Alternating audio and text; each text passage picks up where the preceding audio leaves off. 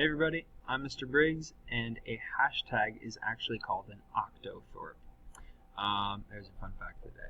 So, we have some instructions here that we have two quadrilaterals, and they are A, B, C, D, and A prime, B prime, C prime, and D prime.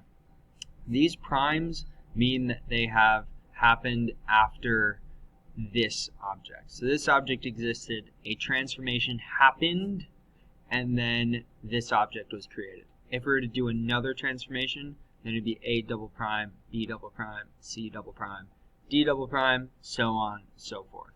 So that's how we know that this came second. And if it came second, then that means this came first. A bunch of different ways to say this. But what I'm getting at is that this is the pre-image and this is the image. So the expectation for this Desmos is that you put in P, I, and I. If you were in person doing this on paper, it'd be the same expectation. So here it is. The next thing that you're going to do is put down the orientation. So the way that we tell what the orientation is, as you saw in the video, is following the letters as it's written.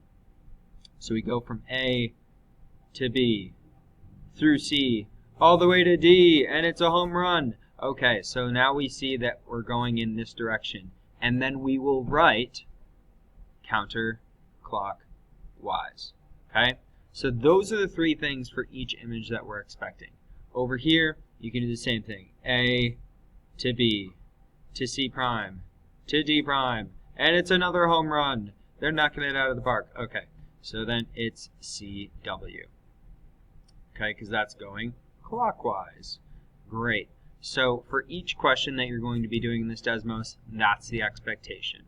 You're putting pre-image and image, counterclockwise, clockwise, and that drawing. Have fun.